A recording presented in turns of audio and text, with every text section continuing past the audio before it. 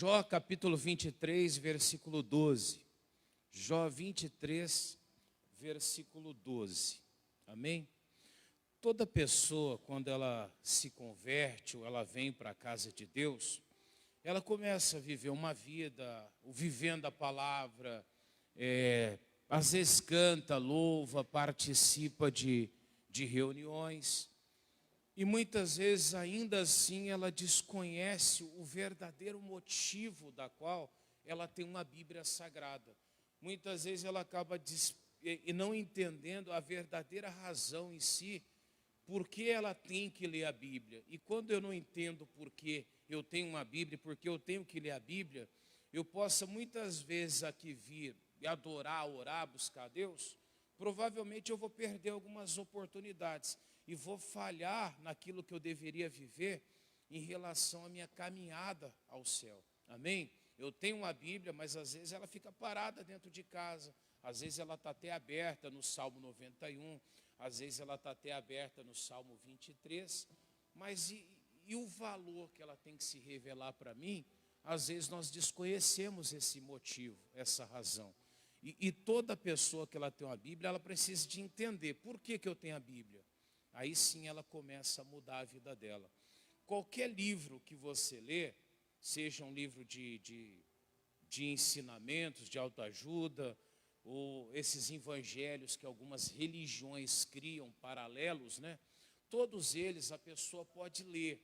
Ela vai fazer a leitura, ela vai ler a Bíblia, mas não vai acontecer nada na vida da pessoa. Ela pode até adquirir ali um pouco de conhecimento, uma leitura melhor, talvez ela amplie o vocabulário dela, mas é diferente. Quando alguém lê a Bíblia, ela é curada. Quando alguém lê a Bíblia, ela pode viver um milagre. Eu vi um testemunho de uma moça uma vez, que ela estava com tuberculose, já em estado terminal. E ela lendo a Bíblia ali, estudando a Bíblia, quando ela chega em Isaías 53:4, ela lê, e a Bíblia diz ali, quem deu crédito à nossa pregação, e diz lá depois, verdadeiramente, ele levou as doenças e enfermidades. Quando ela leu aquilo ali, ela creu. E ela falou, espera um pouquinho, eu não vou mais morrer, está escrito aqui. Naquele momento, ela segurou a bênção dela. Você vê, lendo a Bíblia, ela ficou curada. E a partir daquela hora, ela chama a família ali, e ela diz para a família dela, olha, eu não vou morrer, eu sou muito nova. A família preocupada, porque ela começou a ter esperança, mas naquele momento ela já estava segurando a bênção dela. Isso fazendo a leitura da Bíblia. Passou uma semana, ela ainda tossia sangue, 2 semanas foi diminuindo, terceira um pouco menos, um mês depois essa moça não tinha mais nada, estava completamente curada. Você vê, na Bíblia uma pessoa consegue alcançar essa cura, essa libertação, esse milagre, é muito diferente de qualquer outro livro.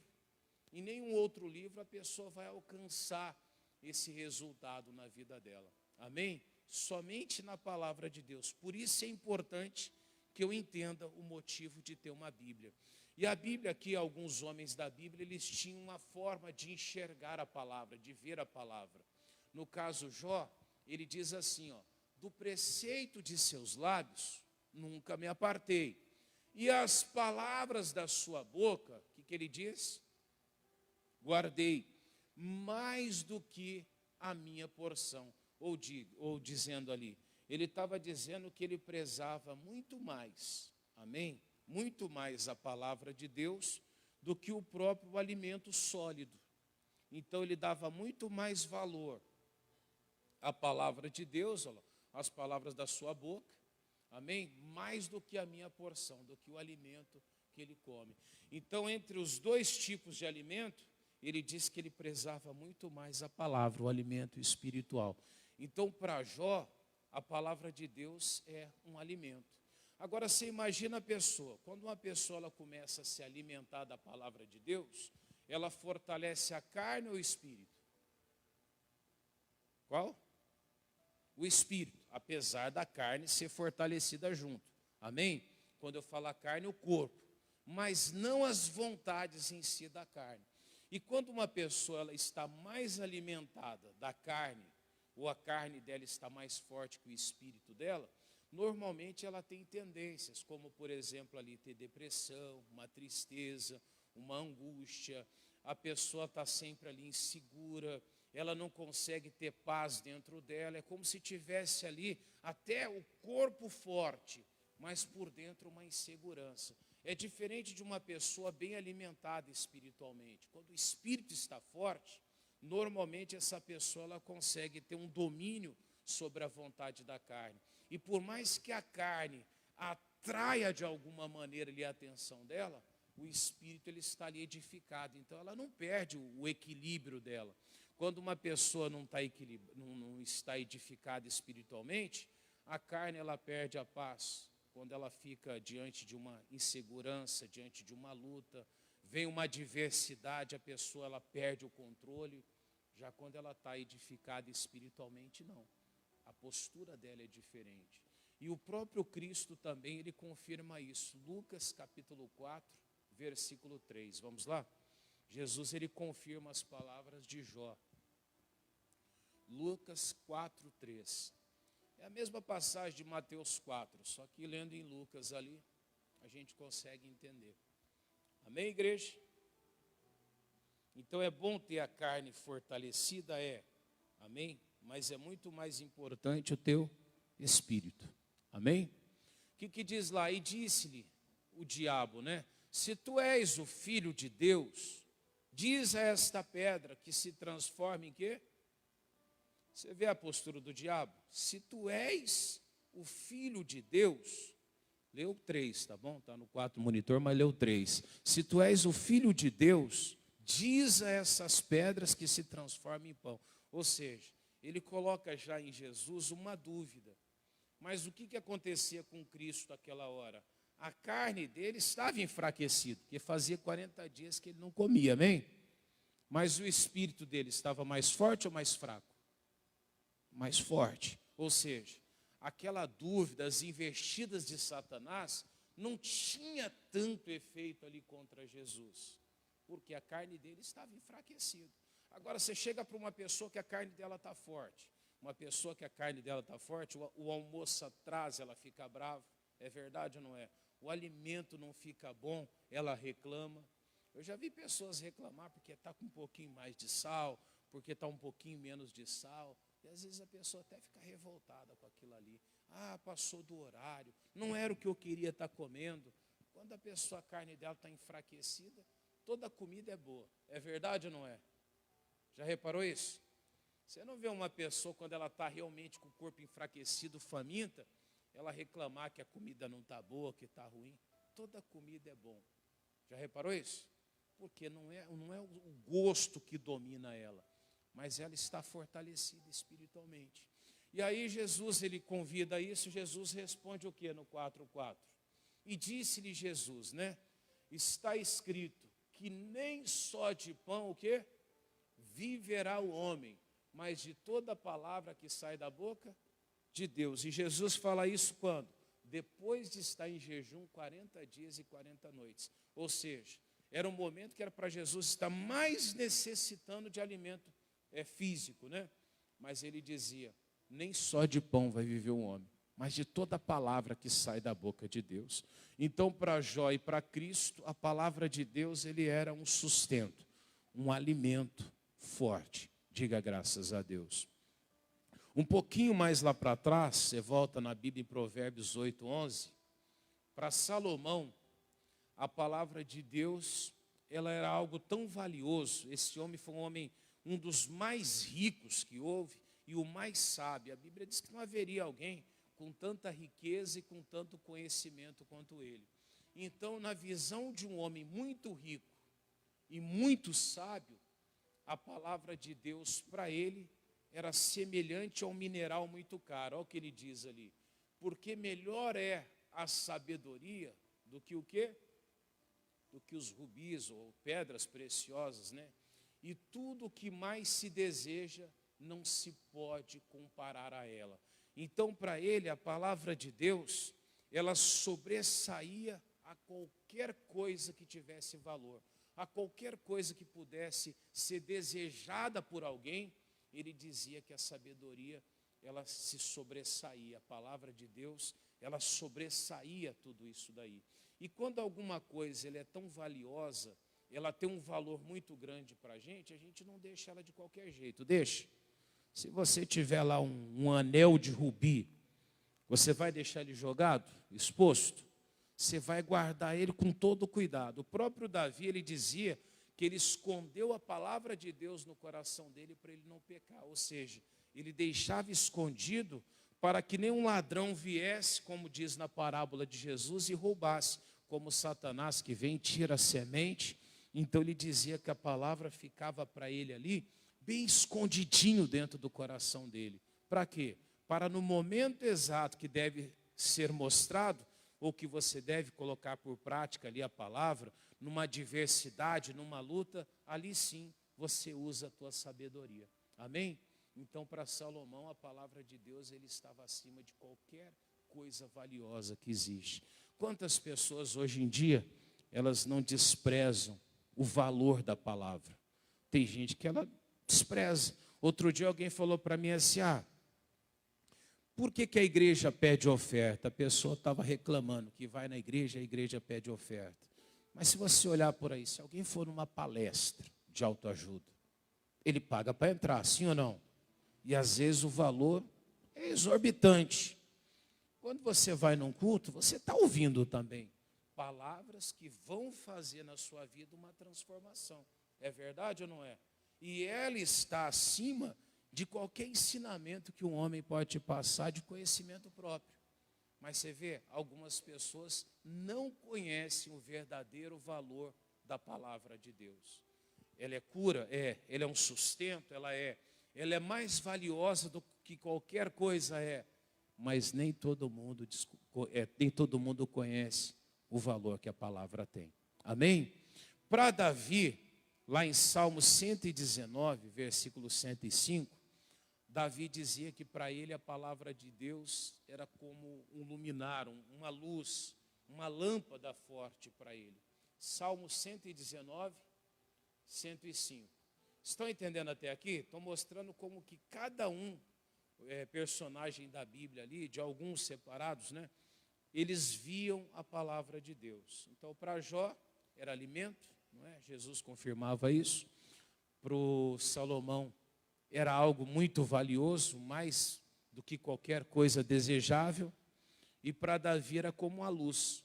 Davi nunca andava sem essa luz no caminho dele. Pessoas que andam no escuro, Jesus mesmo disse que eles tropeçam. Não é verdade? Quando você está no escuro, você corre o risco de tropeçar, de cair num buraco. Quando você está caminhando pela luz da palavra, ela garante que você não vai ter erros. Ou seja, independente por onde você anda, você sempre vai estar ali bem guardado, protegido. Você vai estar sempre ali livre de tropeços para a sua vida. Amém? Só que ele vai mais longe. Ele fala, lâmpada para os meus pés é a tua palavra e luz para o meu caminho. Todas as vezes que alguém ela é iluminada pela palavra, a palavra ela tem a capacidade de fazer essa pessoa enxergar dentro dela. Nem todo mundo consegue olhar para si mesmo e enxergar as falhas. E quando alguém vem falar de alguma falha, ficamos bravos. Ficamos ou não ficamos? Ninguém gosta de crítica, gosta? Eu vejo algumas pessoas dizer assim, eu gosto de crítica construtiva. Na verdade, ninguém aceita bem as críticas. Ela pode amadurecer ao ponto de até receber aquilo ali e não reagir. Mas ninguém gosta.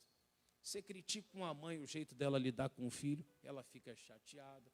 Você critica ali um profissional na área que ele trabalha, ele vai ficar chateado. Chega ali para a mulher que faz bolo e fala para ela que tem outro jeito que é melhor, ela não vai gostar. É verdade ou não é? Ela vai dizer, não, mas eu faço assim. Agora, quando você vai à luz da palavra, a palavra vem, você lê a palavra, você vai percebendo, espera um pouquinho, eu estou fazendo do jeito errado. Essa forma que eu estou lidando com o filho não é a correta. Você percebe que às vezes o jeito que você viveu até hoje não é bom. Ou seja, ele tem a capacidade de iluminar a sua vida e você antecipar. Ou seja, você se examina e ninguém precisa de chegar e apontar um dedinho. Olha, está algo errado. Amém? Ela até preserva você, iluminando ali a sua vida. Então, para Davi, a palavra de Deus era como uma luz, que iluminava tanto o andar dele, como o caminho da qual ele estava. Amém, igreja? Para Paulo, está lá em livro de Romanos 10, 17. O Paulo, ele diz aos romanos que a palavra de Deus era uma fonte de fé para ele. Amém? Romanos 10, 17. Isso aqui é importante para nós. Vamos ler juntos? De sorte que o quê? Que a fé, ela é pelo quê? Pelo ouvir, e o ouvir pela palavra de Deus. Aí uma coisa me chamou a atenção outro dia, alguém falou para mim assim: pastor, eu não conheço esse negócio de Bíblia não, mas eu tenho muita fé. E eu fiquei pensando, como é que ela pode ter fé, se a fé ela é gerada pelo ato de ouvir, e ouvir pela palavra de Deus? Ou então quem tem conhecimento, ela pede isso a Deus e ele amplia. Mas ela é gerada pelo quê? Pela palavra. Ou seja, uma pessoa que ela não lê, que ela não ouve a palavra de Deus, ela não ouve pela palavra, ela pode ser uma pessoa para frente, uma pessoa positiva, ela pode ser uma pessoa animada, amém? Mas a fé mesmo não está dentro dela. Então o dia que ela se deparar com uma adversidade, com uma luta, ela vai desabar, ela vai cair. Por que ela vai cair? Porque todo aquele ânimo, aquele fogo de palha que ela tem, ela vai desaparecer. Agora é diferente de quando a pessoa está edificada na fé. Ela pode não ser tão para frente, ela pode não ser tão animada, tão positiva ainda assim com as coisas, mas assim que vier uma adversidade, aquilo não vai derrubar ela. Por quê? Porque o que está dentro dela é sólido. Amém, igreja? Então aquilo ali a pessoa não consegue passar por cima, porque existe dentro dela, independente disso, uma grande certeza. Diga graças a Deus. E essa certeza que nós temos que conseguir. E como que ela vem? Para Paulo ele dizia, a fé ela vem por ouvir e ouvir pela palavra de Deus. Ou seja, ele via na palavra essa fonte de fé para a vida dele. Diga graças a Deus. Amém? Então, para o Paulo era isso. Para João, está lá em João 17, 17, Evangelho de João, capítulo 17, versículo 17. Para ele, a palavra de Deus era o que o próprio Cristo fala, não é? Ele era uma fonte de santificação. Pastor, como assim santificar? Santificar é separar alguma coisa para algum propósito. Amém, igreja? Como é que alguém se separa? Como é que alguém se santifica para Deus? Como, por exemplo, um casamento. Tem duas pessoas solteiras. Elas pertencem a alguém? Sim ou não? Claro, tem uma linguagem alta que eles falam, e fora ninguém é de ninguém. Mas quando você entra num casamento, as duas pessoas passam a ser como? Apenas uma. Vamos dizer que o casamento, então, ele é uma instituição, não é? Então, você passa os dois a trabalharem para uma única instituição chamada o quê? Casamento. Então, imagina que é uma sociedade de duas pessoas que elas trabalham por um propósito. Se alguma das duas pessoas começarem, de alguma forma, a lesar essa sociedade, o que vai acontecer? Aquela instituição vai começar a entrar em falência, sim ou não? Porque ela deixa de crescer e ela começa a ter déficit. É verdade ou não é? Tem muita gente que fez isso. Ao invés de edificar o casamento, que ela se separou para aquilo, ela começa a afundar ele. Sim ou não? Assim também é no mundo espiritual. Quando que eu estou me santificando? Quando eu vou me separando para Deus. Mas a partir da hora que eu começo a flertar com o pecado, com Satanás, automaticamente essa santificação ela começa a cair. Ela começa a diminuir, ela vai deixando de existir. E chega uma hora que eu já não estou mais santificado. Eu estou, na verdade, fora da presença de Deus. Ou seja, para ele, santificação, ele vinha da própria palavra de Deus. Olha o que diz ali na Bíblia. Santifica-os no quê? Na verdade. E da onde que vem essa verdade? A sua palavra é o quê? É a verdade. Ou seja, então na visão de João sobre a palavra de Cristo, era para ele ali uma fonte de santidade. Amém, igreja? Pastor, e para Paulo ainda, lá em livro de Romanos, capítulo 15, versículo 4, ele deixa claro que na própria palavra de Deus, você consegue renovar a sua esperança. Amém? Romanos, capítulo 15, versículo de número 4.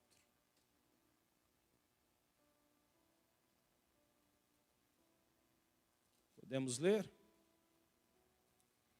15, versículo 4. Diz assim, ó.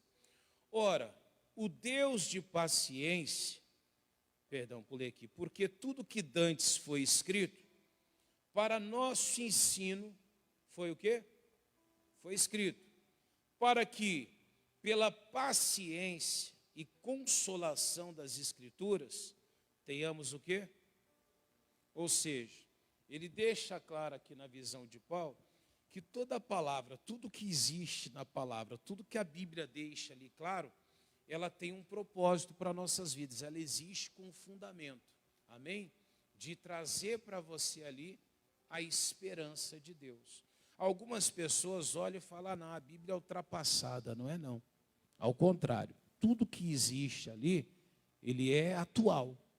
Dizem algumas pessoas, frases de algumas pessoas, que a Bíblia para nós hoje, ele é mais atual do que o jornal que vai ser produzido amanhã. Amém?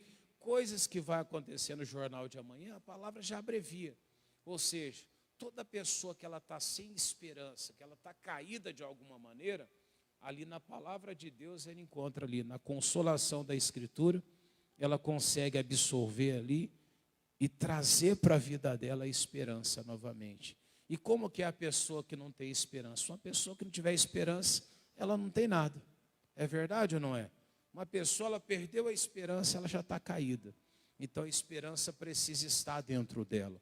Diga graças a Deus. Amém? E nós só vamos conseguir isso aonde? Através da palavra de Deus. Então, faça da Bíblia um alimento diário para a sua vida. Eu falava aqui durante o culto da manhã, algumas pessoas têm o hábito de ler a Bíblia de vez em quando. Ou então ela só vem na igreja lá, vamos dizer, 2 ou 3 vezes na semana, aí ela cata aquela palavra e leva.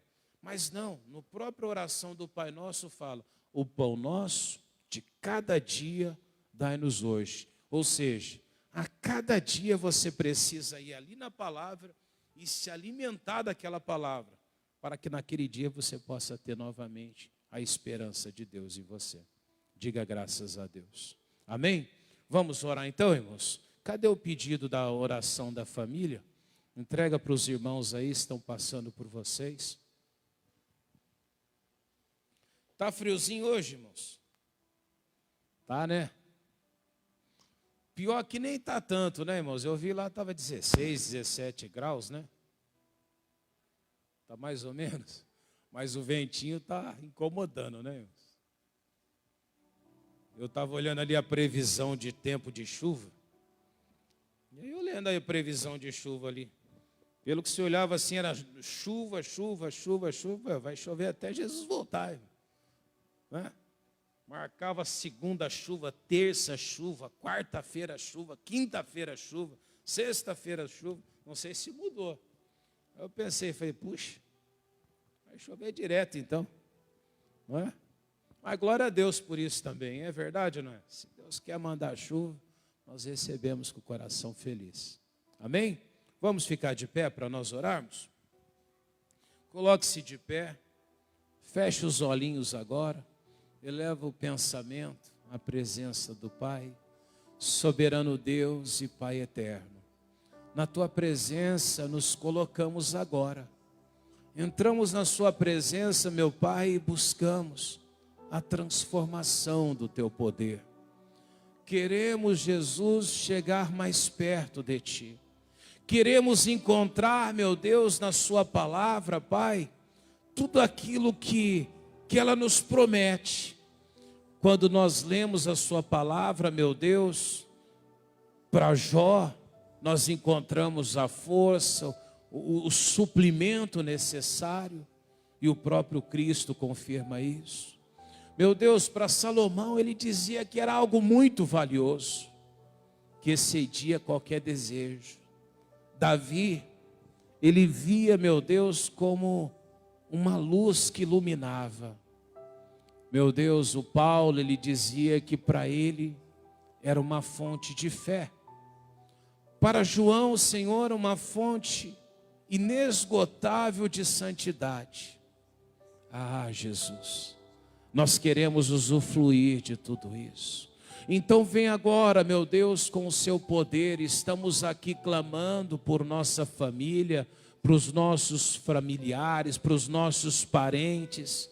E quantas vezes, ó Pai, nós nos encontramos em situações complicadas, no meio de lutas, no meio de adversidades, mas o Senhor supre todas elas, Pai. Então vem agora com o teu poder, começa a trabalhar sobre cada vida que aqui está, começa a manifestar agora o seu poder, Pai. Vai de encontro à necessidade desse homem, dessa mulher, a necessidade desse casamento, dessa família, desse familiar. Meu Deus, eu me revolto agora contra o inferno. Eu digo, Satanás, você não pode entrar, você não pode tocar na vida dessa pessoa. Então vai saindo daí agora, espírito maldito, demônio das trevas, você que separa casal, demônio que entra na saúde, que debilita a saúde dessa pessoa, vai bater em retirada agora, fraqueza, desânimo, depressão,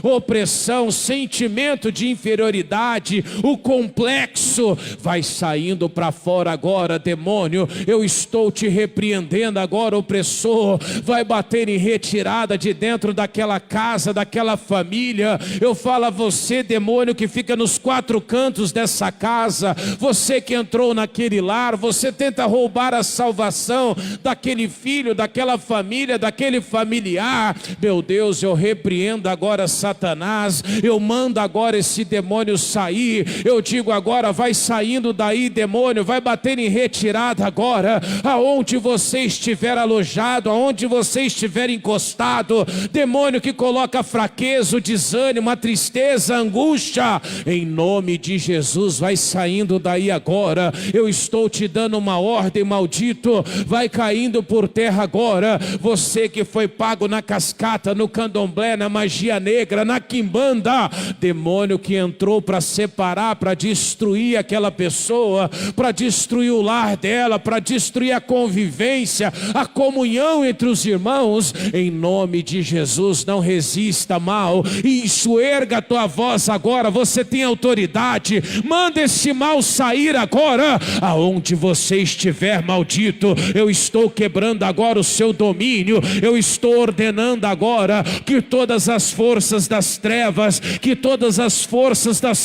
comecem a sair, vai bater em retirada agora isso. Se você mandar, o mal sai. Se você repreender, a maldição vai embora. Se você mandar essa maldição sair, ela vai cair por terra. Meu Deus, eu sou contra todo tipo de mal, todo tipo de opressão, e esse mal não pode permanecer, essa maldição não pode continuar. Então eu te ordeno, sai daí, vai mandando sair, vai mandando esse mal embora. Isso, usa a tua fé agora, vai usando a força espiritual, vai dizendo, acabou, demônio, na minha família não, no meu filho não, no meu casamento não. Vai dizendo agora, solta a esposa, solta o marido, solta o pai, solta a mãe. Vai saindo de lá, demônio da prostituição, da fornicação. Vai saindo de lá, demônio do adultério, da pornografia, demônio da mágoa, da tristeza, do desânimo.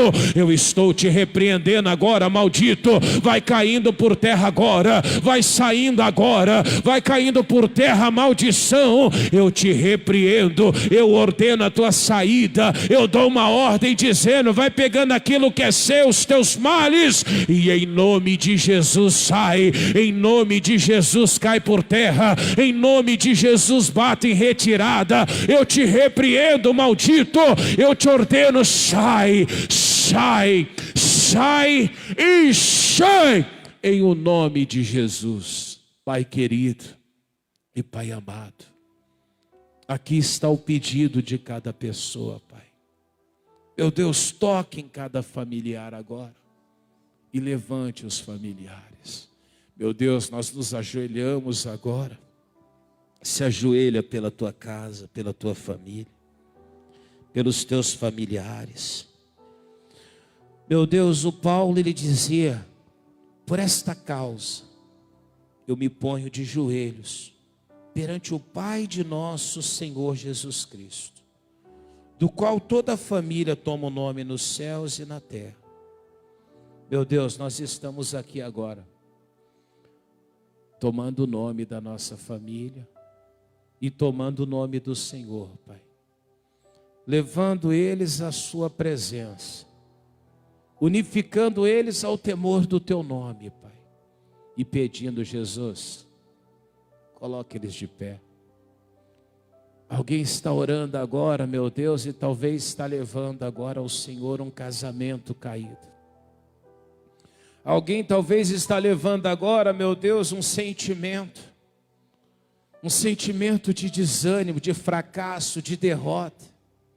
Talvez alguém está dizendo: Jesus, levanta minha filha. Talvez ela diga, ele diz: Pai, a minha filha já foi uma bênção na tua presença.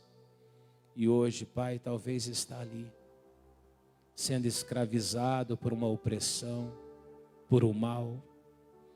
Meu Deus, teve homens que foram uma bênção, mulheres que foram uma bênção. E hoje, meu Deus, está caído no vício do álcool, da bebida. Quantos até debocham, Pai. Quantos até, muitas vezes, meu Deus, perderam até o temor. E quando entram na sua presença, meu Deus, já não tem mais ambiente para te buscar, já não conhece mais.